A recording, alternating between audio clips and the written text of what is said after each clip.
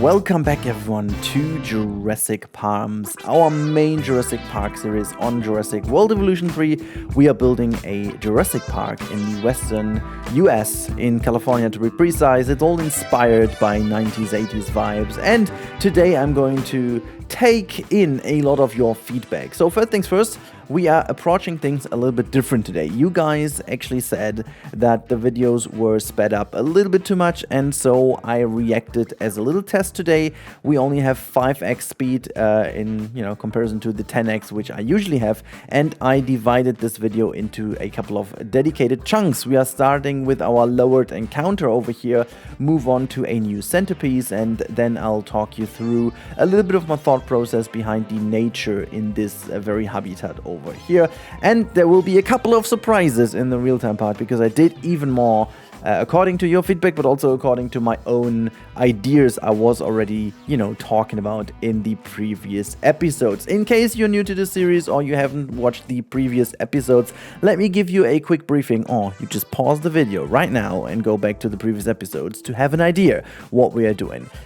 In case you're also wondering, yes, this is very old footage. This is footage from very much the early access week before the game was even released. You can see this by the state of the park, but as I said, it's not always linear as I'm building. Sometimes I move between projects, but this specific park is meant to be a project which has already been planned during the events of Jurassic Park, even before that. So it's been an idea of a mainland park in order to open relatively soon after the main park has had its success at the beginning, which didn't end up being, but in my little parallel universe over here, that's just how it happened. And this is why we mix in a lot of different architectural styles from the 80s and 90s. And just to quickly give an explanation on that, the 90s are obviously a kind of a style that develops towards the end of the 90s. By the way, this woman over here was a shocking encounter as well. But the 90s architecture is obviously influenced a lot from what we see as iconic 80s and so on. The 2000s is inspired by 90s and so on, because it develops over the decade. But as I said, the earlier we are in a project, the more it's inspired from the previous kind of century, but decade, not century, decade. But the more we go towards the back of the park, the end of the park, later installments to it, the more we will go into typical kind of 90s architecture to kind of feed in the story. Now, let's quickly talk about this encounter as an idea. I had in mind to bring in a lot more elevation now into the project, because elevation is a very good thing to make a park look a lot more interesting. Flat parks have a huge advantage when it comes to easily building, but elevation and height changes make it interesting to work with. And I also kind of thought that the rather simple entrance into this encounter is kind of dull and boring, so I created a totally fake and non-functional staircase leading down to the animal encounter. And you'll also see in a bit we are building a kind of fake queue line as well, because that is certainly a thing I totally miss in this game. Like, people queuing up for some attractions would be super realistic at some point if you have like rather filled in parks, but yeah, it's not really a thing, I also didn't really theme the encounter itself too much to give the animals room to show, So that inner part where, the guests interact with the animals, I kind of pretty much left as it is. I wish that we get the option to, at least get rid of these like low rails and put our own ones in. That would be fun.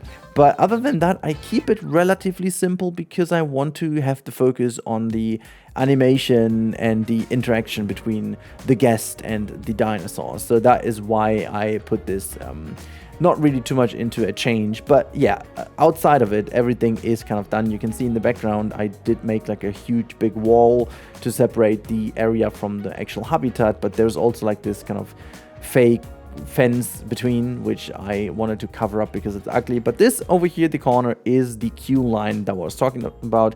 It's not like a huge one, not a major one, but I figured it definitely, you can't let everyone in at the same point, at the same time. That would stress out the animals quite a lot.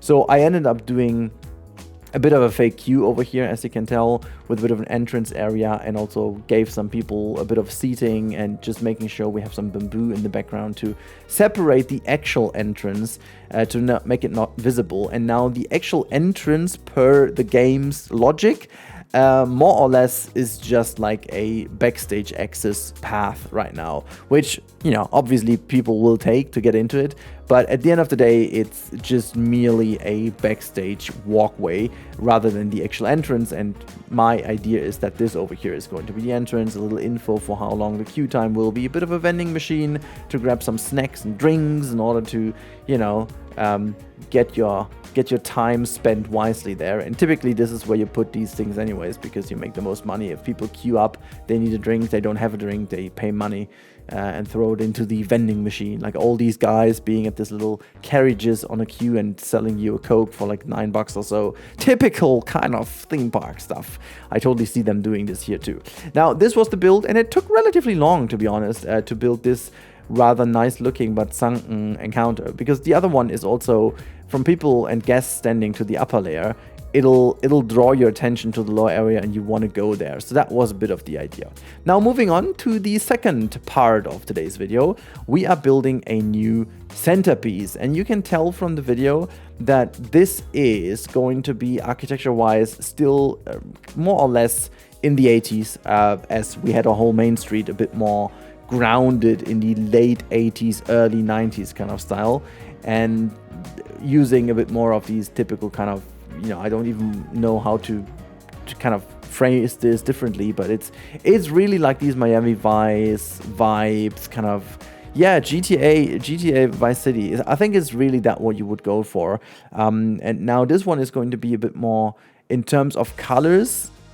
It is moving a lot more towards the 90s, you know, having not that super poppy colors, not like it's pastel colors, but it's not like colorful, like, you know, typical kind of pink, turquoise. I saw you guys giving me a hint how to pronounce that in English, still don't get that. But yeah, using already a couple more window frames, like higher tall panels, what is also kind of going more, you know, it's also hard to say, like, you know, architecture develops over time, so it's not like that. Sometimes you have architectural styles that are super iconic, and sometimes it's more like of a process from one to the other style. But maybe let's talk about the process of building. Like, first things first, I made sure that I have a outer frame that I was happy with, and I started then covering in the actual viewing gallery. So it had a bit more of a logical implementation to that building, and my main goal was to make the front side of the building stand out, really, to ensure that this is a focal point for the guest to watch, because when you're watching down that like main street, this is going to be the building you are being drawn to. And I wanted to make that stick. I really wanted to make that stick out and be the exact thing you wanted to look at. Using here some of the original Jurassic Park pieces, because I think they obviously vibe very well with this kind of architectural, you know, style. Obviously makes sense because also the art style of the movie logically has been inspired by late 80s, early 90s being the time where it's been developed. So that ties in very nicely. But I didn't want to go too much to the Jurassic style, as this is a lot more island, kind of thatched roof vibe, you know, almost like a bit Indonesian or Polynesian inspired, almost like, you know, mixed up with some, I don't want to say brutalism, but definitely more like Bauhaus kind of style mixed together, which also is a typical kind of style developed over these decades. It's definitely not 90s, like Bauhaus style has been way earlier, but it you know, it developed over time. It still remained a part of architecture with a lot of concrete and stuff like that. So yeah, as I was happy with this, as you can see, I changed the overall layout of my blueprint here a little bit to narrow it down towards the top, which is again a typical kind of style element of these typical buildings. And I wanted to ensure that we also have a bit of a forced perspective with that, making the building get that bit more top vibe, you know, pointing more towards the the higher peak, and I didn't want to necessarily make it super tall. It is a rather tall building also in the context of a theme park, but as we do have quite a lot of big buildings in the background, I need something to balance that out a little bit. I'll show you in the real-time part. Yeah, but once I was happy with the overall shape, it was all about making sure the details stick. And yeah, here you can see, I think the slower time-lapse really shows how often I do actually kind of fix things, and how much of a pain it sometimes is to move things into the right position and making sure that everything is nice. And I have also seen people asking me how I managed to keep the building menu open, and frankly, that is a very good question. The thing is, there is still a bit of an issue, and I don't want to call it a bug, because it's not a bug. It's definitely a weird implementation of Frontier, and it's been the exact same in both Planet games, and then they fixed this finally. So what normally should happen is when you play inside of a group, that is the moment when your screen has that like yellow badge to the top left, as you can see, the edit building, that shows you that you are in an active group. Now, usually when you do that, the building menu with the item drawer should always be open or remain open unless you actively click it away. The problem is, if you have a piece and you want to swap it out into the exact position, at the moment, you don't have a chance to open the menu. But what happens is, if you drag a piece out of the box into the game and then you keep on moving this piece, either you stay with it or you just use the advanced move tool and you don't let go, you keep on placing it down and you don't finally place it down and click away, the menu will stay open as long as you did not like click away once. You have to just actively re-edit this one piece you have, or like kind of copy from the origin to always duplicate the piece.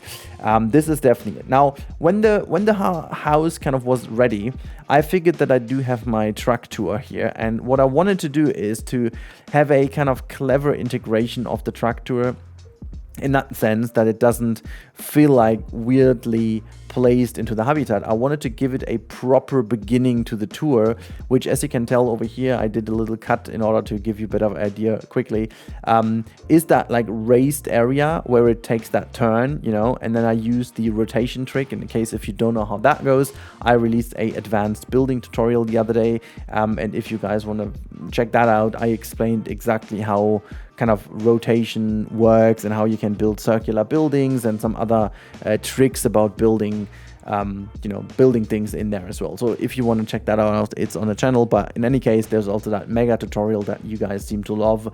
There is also a lot of the stuff in. Check out the channel. They are all online. I can't wait for that. So yeah, I then was willing to add a bit of a wall over here, because certainly even though there is that track tour, realistically the animals could still walk up here, and I wanted to have a another security fence kind of thing over here. As we only have some nice herbivores in here, we don't need that mega security. However, what also is a bit of an issue is that some of these ones in here, they are pretty strong, so theoretically they should be able to crush a 2 week of a wall, which is exactly why I'm using these kind of metal girders in front of it to just re-support the glass piece, because otherwise, for example, Chunkingosaurus, who's living in that one, could easily destroy it with its tail. So that is something I want to avoid having as an issue.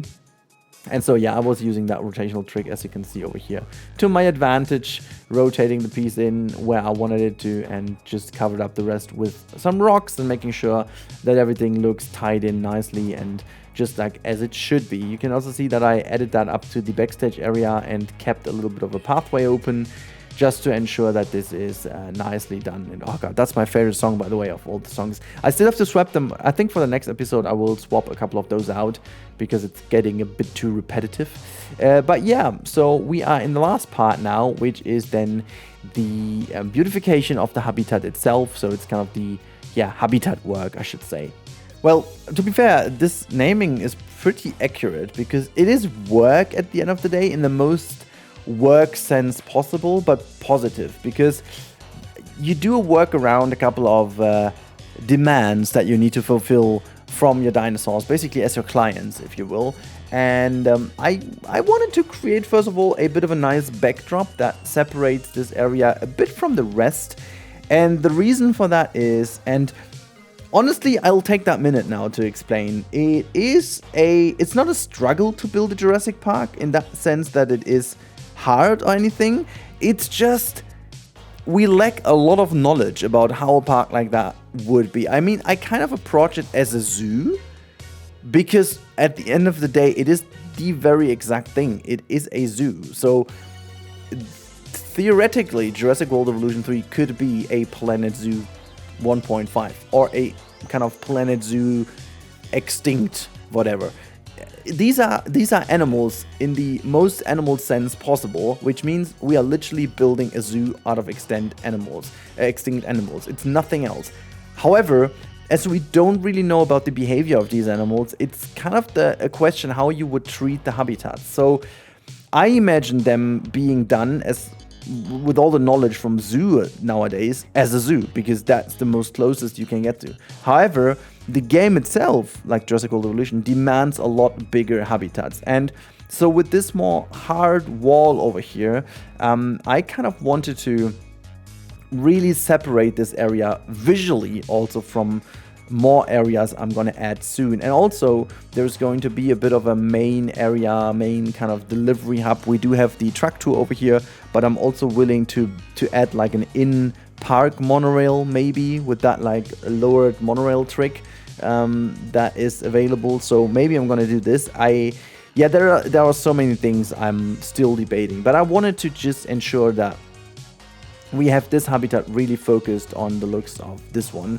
So instead of giving the viewing gallery too many things to see, this backdrop should really help to, you know, make them focus on this area itself, and also give the animals, frankly, a little bit more privacy, because on their side of the area here, they can really go to where the wall is, and then no nasty views from the guests are kind of annoying them, I guess.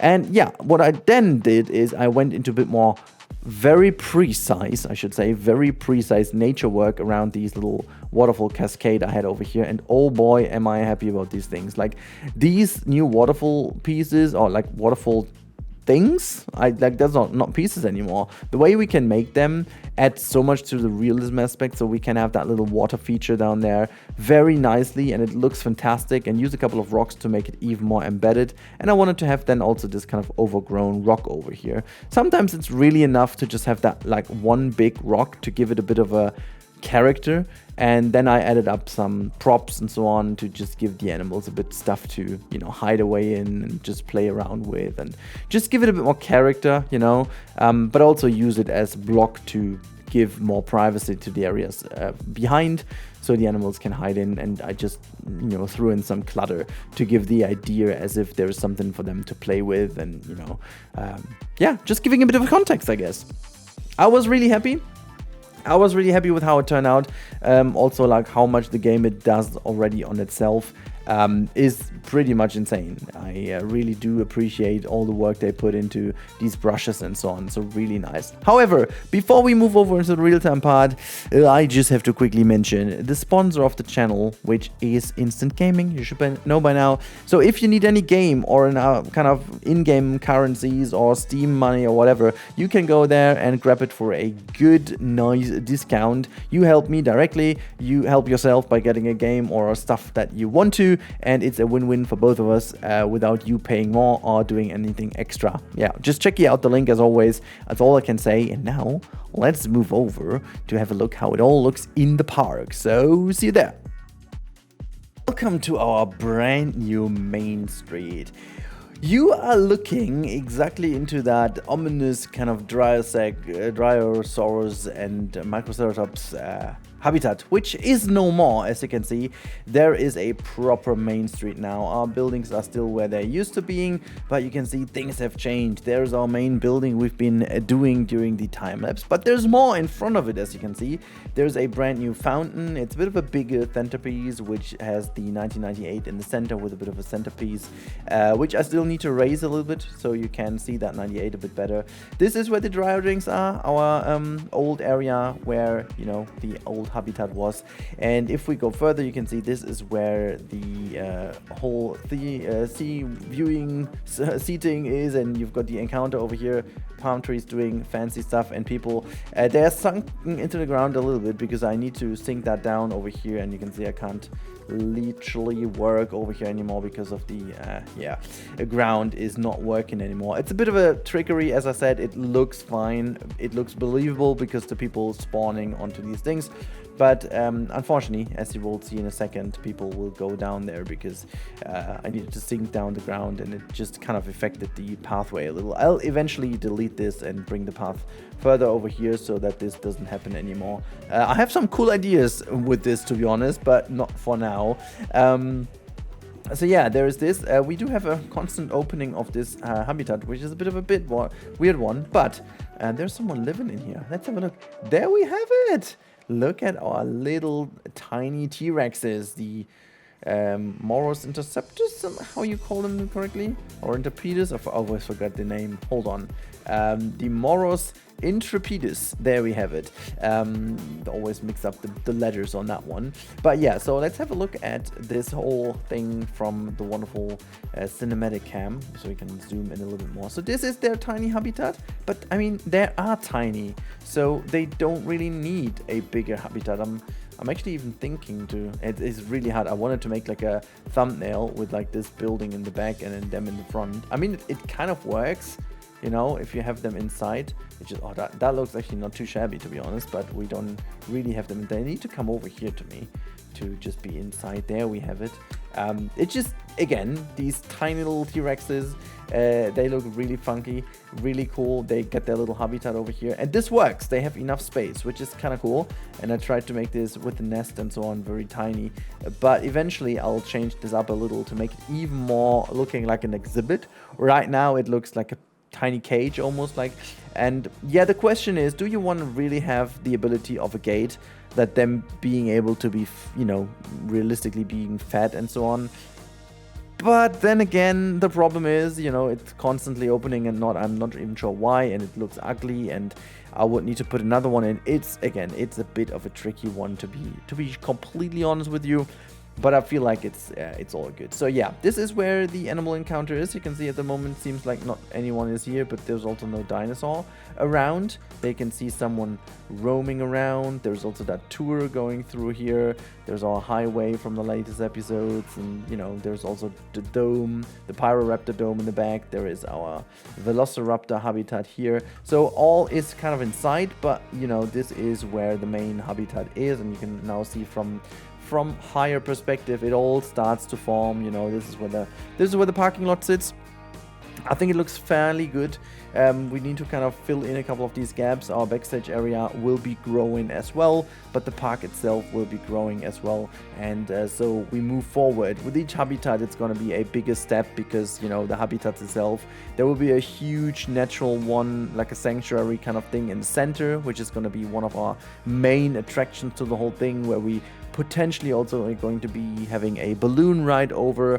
So that's going to be it. But also, look at the waterfall and everything. It just looks so good. I mean, the animal encounter and that huge habitat all in one looks super good. I think, you know, having the habitat here, providing the views, and you know, just having everything. Oh, by the way, I also added a random viewing gallery in this spot over here just because it fitted, and this actually provides the view of this one over here, the Moros Interpedus, and the Dimetrodons on the beach. There you have them, which is pretty damn good. Oh, I did have that one flying around. Hold on for a second. This one can go.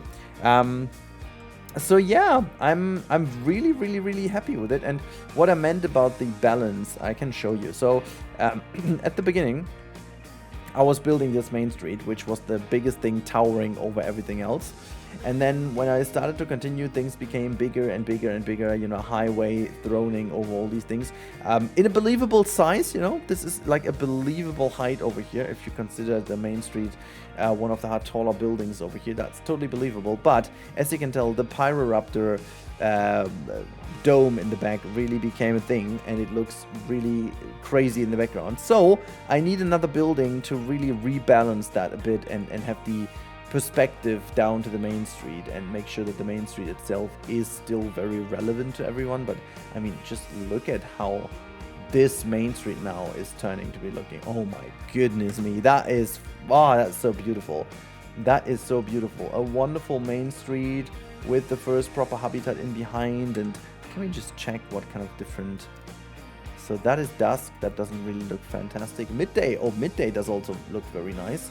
It's just a bit of a different sun position. I wish to have even more control over the time of day, to be honest. This is dawn. Well, okay, I guess. And night shouldn't be too good because I haven't really paid too much attention on light. Yeah, no, I definitely have to pay more attention on light by now. But yeah, because it looks so good in the game, I should definitely do so.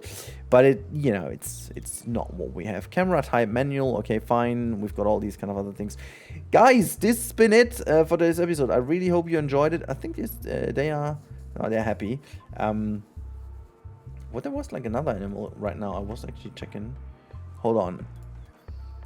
Oh no, I looked as if there was someone else in here. Not so happy. Oh wait, there it is. A Dinosaurs roaming around and some Psittacosaurus. Ooh. Oh, who's and a gully. Oh, these are still part of those who've been escaping here at the beginning before it was fixed. Gotta get them back into their habitats. But yeah. So this is that, guys. I really, really hope you enjoyed today's episode. I certainly am enjoying the whole series quite a lot. There is going to be a bit of a slower pace now. You know, that's been the last bit of material I have produced and, you know, was able to pull off relatively quickly. Now, as I'm back in the normal kind of work stream, it's going to be less frequent, unfortunately. So make sure to watch the videos more often then.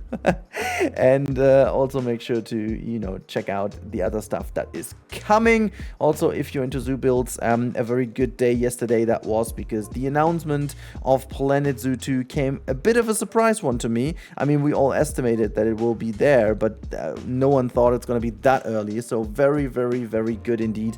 I'm very impatient for that one for next year. But until then, we have all the good stuff in here and Planet Coaster 2 and so on. There's a lot coming. I've got so many ideas. Hopefully I have a bit of time at hand to realize them all. And I've got some fancy ideas for this game as well. You know, after Halo and so on, we need some other fancy stuff. And I've got some ideas. So until then, have a very good idea. What? If you have a good idea, let me know, okay? I'm just kidding. Have a good time, guys. Thank you so much for watching, as always. And if you want to have weird voiceovers and crazy builds, well, stick to the channel. Make sure to subscribe. And I'll be with you in the next one. Bye.